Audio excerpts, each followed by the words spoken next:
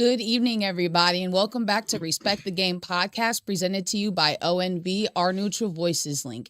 Here we talk about more than just the game. We talk about the breakdown. We talk about athletes. We talk about team. We talk about success. We talk about building. All of these great things that go into the future and the success of athletes. My name is Taya Andrews, and I'm going to be your host today. I have two wonderful men with me here with me tonight. Can you go ahead and introduce yourselves? I'm JJ Foster. I'm on the wrong side. I thought we was gonna be talking rocket science and and all kind of things, science. But no, go ahead. Well, the sports is a science, so we'll get into that. Okay. And I'm Bruce Stevens, and I'm just happy to be here along with these two wonderful people. All right, and absolutely, Bruce, sports is a science. And talking about sports, let's talk about the NBA and talking about the finals. We have OKC versus the Pacers. Now, JJ, if I would have told you back in June the matchup would have been OKC and the Pacers, what would your reaction have been? I would have said OKC. Based on what they did last year and coming into the season, that the odds were pretty good. They were one of the favorites coming out. But as far as the Pacers, I would have been like, I'll take that bet. Absolutely. And Bruce, what about you? I would have told you that both of those teams were too young, and they were maybe, especially OKC. I knew that they played well last year, but I thought maybe another year or so, and then the Pacers, the coach has done a heck of a job. That team believe in each other, and it's exciting to see. Hey, honestly, you went all the way back to June. If you'd have said at the end of the season, would the Pacers be where they're at, I'd have been like, girl, no, they can't guard nobody. Yeah. So this has been a completely different Indiana Pacers team than what we saw this summer. In the season, excuse me. JJ, you and I used to talk about this a lot. And the Pacers, we used to always say, why don't NBA teams press? Why don't they press? And now you see the Pacers picking people up full court.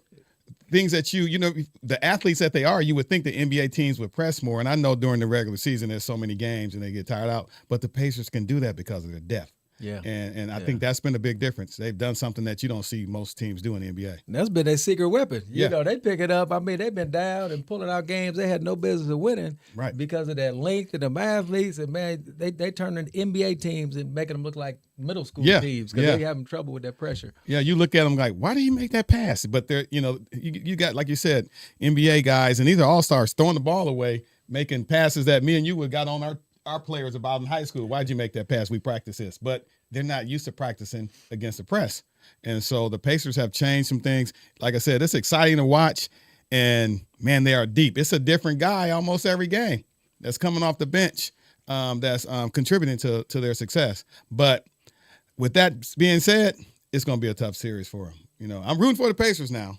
But it's going to be tough. So you got your hat on there. Yeah. Absolutely. And kind of talking about the Pacers' depth, what does this, kind of move forward with the NBA in terms of the development and the talent aspect? The Pacers, they have a bench. Like you said, it's players almost every other game, not something that we typically see in the NBA, right? Mm-hmm. We usually have teams that have a go-to guy, LeBron James, big names like that. This series, we don't have any of those names in this matchup. So what do you think that means for the NBA kind of moving forward? NBA is in a good place, a great place. And you and Bruce keep talking about a different guy for the Pacers. There ain't been no different guy. The guy is Halliburton, making it all go. But I understand what he's saying. And then the other is Siakam, who I call Sikkim. Oh, yeah. Mm-hmm. Them two guys have been steady, but the role players have been, doing what they're supposed to do. Now, when you get to OKC, you said no go-to guy. They have the MVP. Mm-hmm. Shai Gilgeous is the MVP. He can play. And then I'm going to tell you, people are sleeping on the Williams kid, who was all NBA. And, they got a nice three-headed monster. And you then Chet in there. Oh, yeah. And the fact that they picked up Hartenstein. Yeah. They were able to pick up Hartenstein at knows his 6'10". role. Yes. Exactly. He's not extra shot, extra possession. And he's going to push that little push shot, but it's only going to be within 5 feet. If he's not there, he gets that rebound. He kicks it back out to one of those open guys that can hit the jumper. And like you said, we're talking about Jalen Williams, but they got another Jalen Williams on the team that could play also that we haven't really seen that much. And then what's the guy that used to be with the Bulls and the Lakers? Cruz. Caruso. Caruso's Yeah. having a heck of a series. Oh, yeah. So I think these are going to be two athletic teams that are young, that's going to get at each other. Yeah. And I know a lot of people are thinking that, I saw that it was like plus 700 for OKC, but I think the Pacers going to give them a battle. Yeah, well, my point, and back to a great question, Taya. When you talk about the NBA, what a lot of people don't understand, OKC was younger than some college teams. Let that sink in for a minute. Yeah. Alexander's 27. Yeah. OKC was younger than teams we watched play in the NCAA tournament. This is only Chet's second year, right? Yeah. Because he was hurt. Yeah. Remember, he got Rookie of the Year, which really was like a sophomore year. But no, it's in a great place because, again, you got OKC. You got the Pacers. Then the Celtics, they had injuries. They got people coming back. Mm-hmm. The Knicks are going to be it's a lot of good teams. These playoffs in the NBA, best playoffs I think I've seen in a while. I enjoy watching these playoffs in the NBA like I watched the NCAA tournament. Guys were playing hard. Yep. And honestly, I think that's why we had these two teams there. And I think a lot of teams, when you look at the Cavs and some of your favorites, they folded because the game was officiated even differently in these playoffs. Yeah. So all season, when they talk about unrestricted movement and you've been allowed to move around as an offensive game, now all of a sudden you got guys, you watching, they straight mug at each other and there's no calls and you got guys out there crying and complaining about fouls. But then these teams that just played on through that, that's why they had the success. But, I totally agree with you. And when I see the NBA now, you said, with the NBA, there's no, say, LeBron and some of the old guys. It made me think about, I was a huge Dr. J fan coming up. And when he was leaving, I was like, man, what's going to happen next? But then you had Bird, you had Magic, you had Jordan coming in. So, the league replaces and the star is going to be there. And what I love to see now is there's going to be a lot of young people that can play. Shea Gildress, we talk about him, but his cousin that played for Minnesota, that was a heck of a matchup. So, yeah. No, yeah. And also, kind of talking about, JJ, I kind of like that you mentioned OKC has the MVP Alexander. The Pacers have an upcoming rising star Halliburton. Which player do you think is detrimental in terms of they need to push the pace first for this game? Well, I think, Halliburton, that's exactly what he does. Pace of play. He does what he needs to do. And when you look at people talk, he don't score enough. He don't shoot enough. You don't have to. Right. Old school PG. He get everybody involved. But then, he'll show you that he can shoot. If they need him to score, he's going to score. That's what he does. Shea, man, you talk about playing at your own pace. That guy just takes his time, gets to his spots wherever he wants to get on the floor. And, that mid-range game is heck. And then the thing that made him get to that next level is shooting that three ball this year. Mm-hmm. And then when we talk about it, we already talked about the supporting cast. That makes both of these teams tough. Minnesota was trying to call themselves doubling Shea, which he still was getting his 30s, and leaving guys open. They ain't doing nothing but knocking down open jumpers. Right. I was like, man, so it's tough when you try to double these guys. And like I said, it's just going to be a heck of a series. So it's to Bruce's point, OKC is the favorite, but I've been telling people for the last 2 months, I said, hey, the Pacers are a team of destiny. Mm-hmm. That's how I truly feel about it. When you look at the way some of these games, they had no business of winning, and they pulled them out. Not one, not two, not three. Yeah. They made it a pattern of pulling it out. And that's what I like about both these teams. That's the only thing that, when I say that kind of scares me or gives me pause, is they really mirror images. Like we said, we talked about the depth. They all play hard. They compete. They're unselfish. Both of these teams, they got everything that you want. If you're a basketball purist, you ready for the series. Everybody talking about ratings. Oh, it's going to be the Knicks. Oh, the fix is in. All this, that, the other. And I told them, if the fix was in, this is the worst fix I've ever seen in my life. Because they thought they were setting up for the Knicks. Two small market teams. Yeah. So we got two small markets. And again, I don't know what the numbers are going to say, but I'm telling you, people that like basketball, man, they rushing to get here. Hey, that's why we started a half hour early. Absolutely. JJ, and keyword is destiny. We have, two teams. And Bruce, the question that I have for you is, which team and which franchise do you think this championship would mean more to? The Pacers getting their first championship, or OKC adding to kind of this 2.0 push? Well, I'm a little biased, so I'm definitely going to go with the Pacers, and the fact that the Pacers is an old ABA team that hasn't School that youngster, Bruce. School that youngster. That haven't won a championship. And, like JJ can probably attest. Heck, I remember, when I was 6, 7 years old, when the Pacers were in the ABA, they played several games here in Fort Wayne. We get to go see them and watch them. And so you were able to follow those guys and remember some of the old players. But I think it would mean more to the Pacers because OKC, they haven't won one in Oklahoma. But, they were the old Supersonics. And so the organization has won some, but either team, it would be great for them. But I think it would be more the Pacers because that's an ABA team. And hey, this is Indiana. This is where basketball. I was about to say, forget that. There's no political correctness over here. Right. We Fort Wayne, Indiana show. We don't give a goddamn about OKC. If they win, they win. But at the end of the day, hey, last time I checked, Indianapolis an hour and a half that way. We're a suburb of Indianapolis. You're right. And like you said, ABA, you don't know about ABA, but it meant something, that merger. Yeah. And all the major teams have won theirs, and we're one of the last teams that haven't. So that'd be huge. I got an OG that I stay in touch with, and he is seventh heaven, talking about the Indiana Pacers and what it would mean to him to watch them win an NBA championship. So I just think it'd be neat. And when you want to talk about some parties in the streets and all that, having a good time, man, let the Pacers win. Man, it's funny you say that. So I was there during Memorial Day weekend for the Indy 500. But the Pacers were playing. They had the race, and I was there for the Fever game, which we will discuss a little bit later.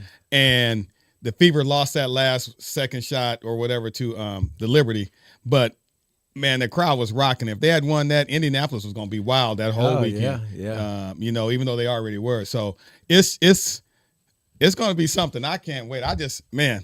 Go Pacers.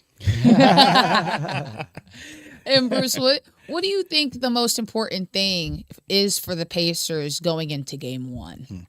Well, JJ brought it up, and when you talk about Siakam and Halliburton, they definitely are the two. I agree with them there, definitely. But I think players like Nembhard,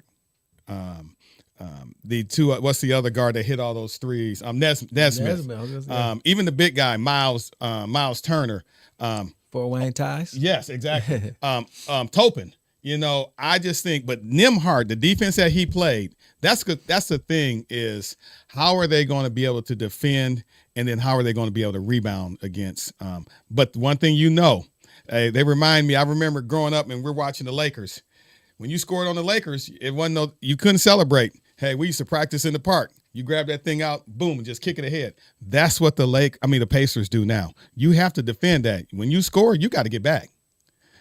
So it's going to be. Somebody said, take the over every game. It can be 250. Take the over. Yeah. And even though both of these teams are probably OKC was the number one defensive team, I think, in the NBA. Sir. That's always good to see an offensive team go against a defensive team. So that's going to be kind of exciting. Even though OKC can score now. Correct. Yeah. And the Pacers playing D now. Yes, they are. Yeah. Yep. I like everything he said. I look at this again. Go back to OKC Minnesota game. Minnesota missed a bunch of jumpers. Yes. They was daring on the hit. Your boy Edwards wouldn't take a jumper. He go in there, try to get to the hole. They were off. OKC give them same jump shots to the Pacers. Yeah, they're in trouble. They're in trouble. Mm-hmm. But I got to think they're going to make adjustments, and not give up those shots because, they're that good of a team. But the other thing in that series, too, OKC likes to go small a lot. They'll take your boy Hartenstein out. They like to go small. And if they do that, we're going to see just what Siakam did to the Knicks. Yeah, he's a matchup problem. He punished them. He's a matchup problem. And even Thomas Bryant.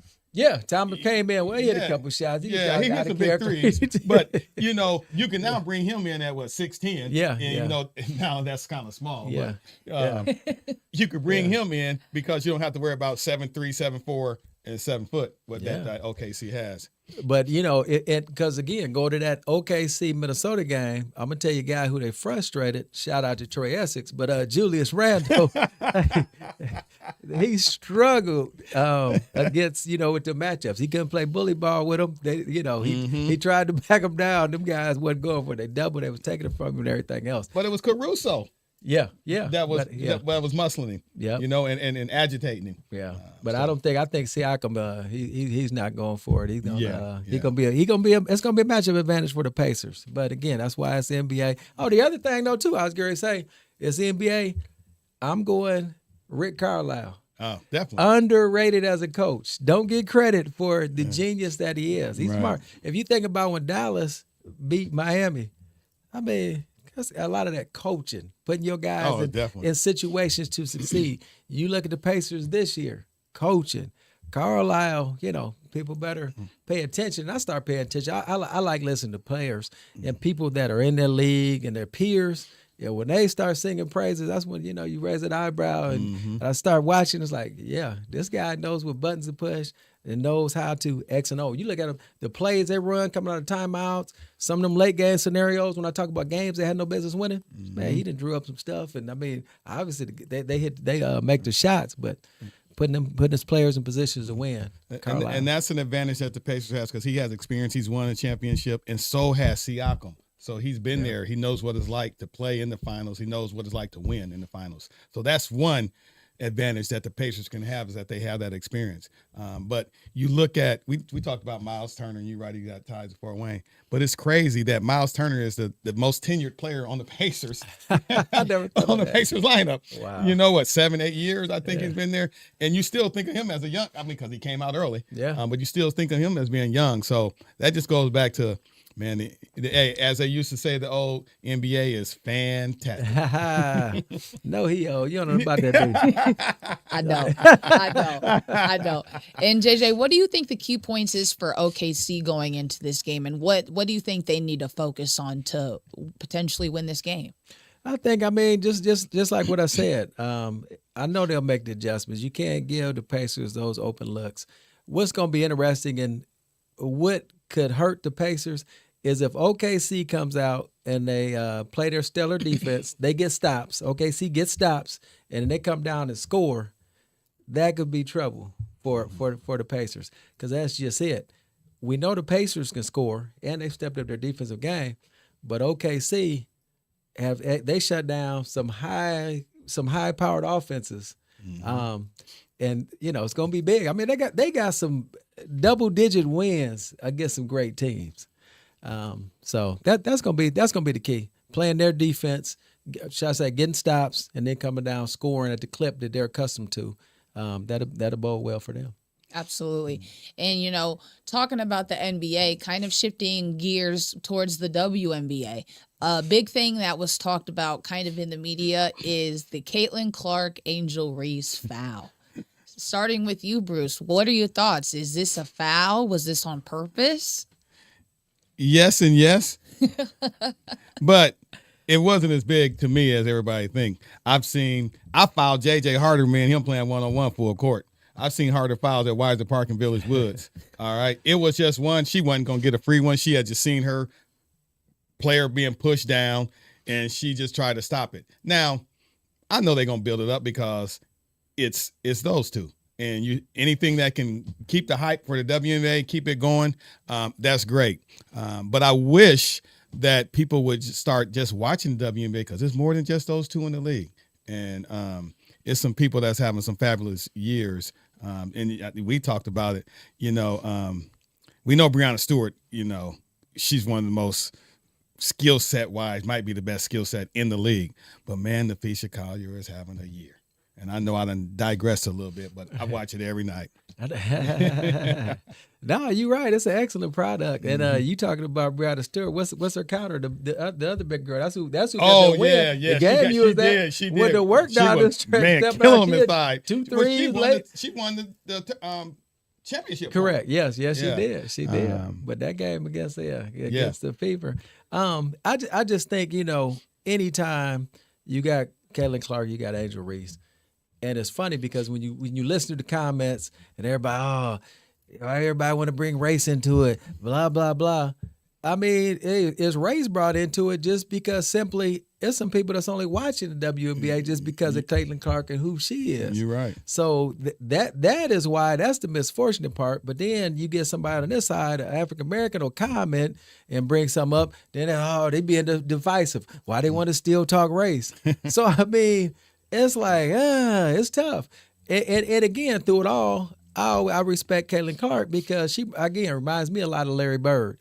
I'm gonna let y'all talk about all that. I'm just here to play basketball. All this other stuff that's come along with it, I didn't sign up for. This is just messed up. And I'll say this too, Angel Reese, she's starting to back off of these comments because she got to eat some of her words. Mm-hmm. You know, when people talked to when she made the statement I saw the other day about people come to watch WNBA not just because of Caitlin Clark, because of her too. That's what she said last year. Right. Somebody brought that up the other day at a press conference. She looked at her, next question. Right. You know, which I'm glad, but I mean that's the thing. She's not polished. She's a role player. That'd be like comparing Michael Jordan to Billy Pultz or somebody, you know. I mean, wow. I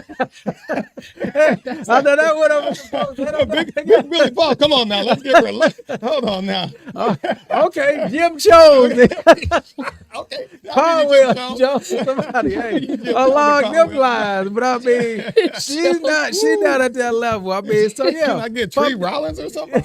Okay, Tree, whoever it's gonna be. I mean, but here's the thing, and I like both of those players, to be honest with you. I really do, and they do what they need to do to bring to the game. And a lot of people will say, well, Angel Reese, she can't shoot, she can't do this. And you're right, she isn't polished, but she's skilled. You know what? I will take 15 rebounds a game in the hustle that she does. And a lot of those rebounds, yes, she may not put them back, but she's kicking it out. The reason they're struggling this year, because they don't have any guards. You know, if she had, I said this to somebody, if Angel Reese and Caitlin Clark played on the same team together, Angel Reese would average about 15 points because she would get her the ball where she needs it to be. Yeah. And she runs the floor. You know, I'll take an Angel Reese at any time because she does her job. She reminds me of a Dennis Rodman. Okay.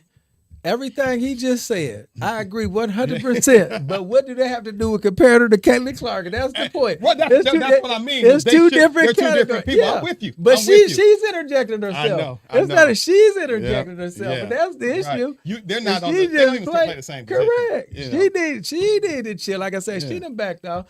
But her thing is about getting the bag. She got all off course stuff, the endorsements. Right. Hey, she coming. She gonna be courtside clean, batting her eyes at guys.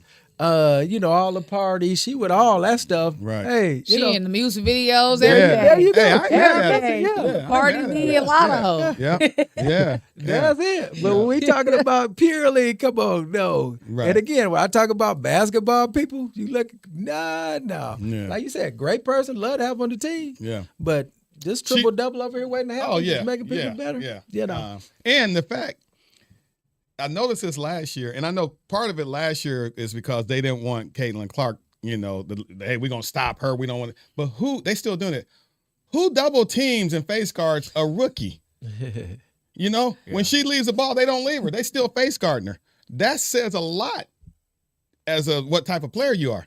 Now, what I do love about Stephanie White is she's taking the ball out of her hand, and she's having her running off the screens, doing more of a Rip Hamilton or a Steph Curry, and it's really helping them out. And then once she comes off of those screens, if someone switches out or jumps out, and then, man, her and Aaliyah Boston are playing together so well. Yeah.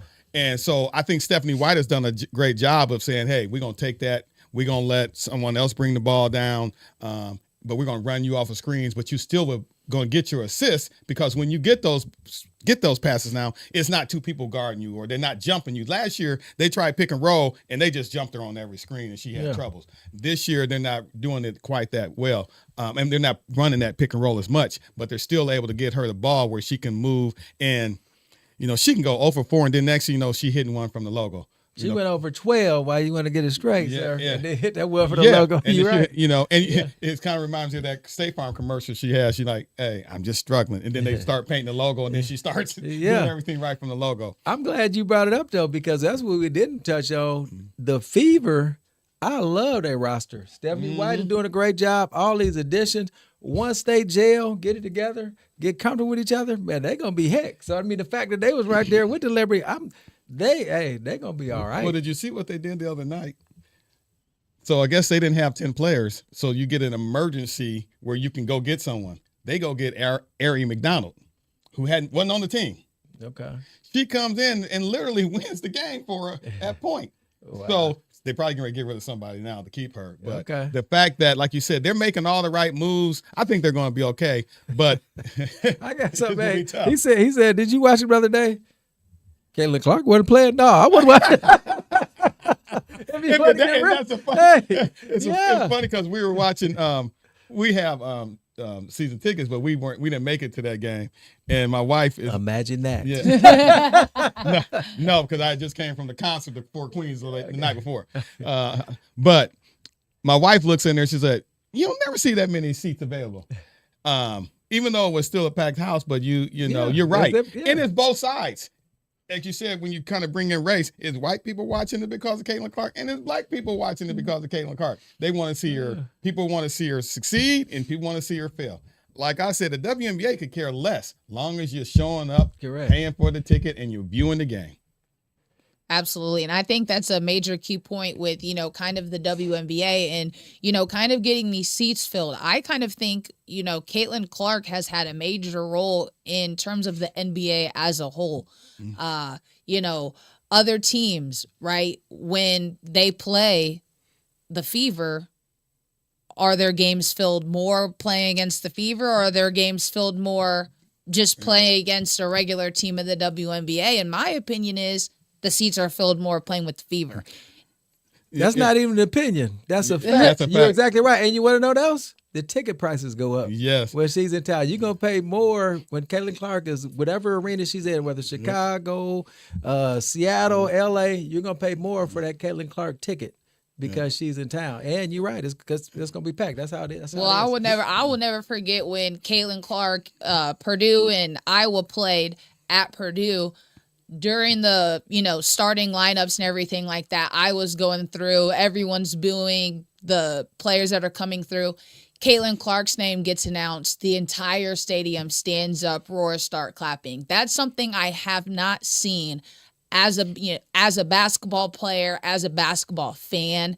I have not seen that. And it was an awesome experience to see everybody kind of cheering this one girl on for not only Iowa, but the game of basketball and the evolution she's had to push these girls.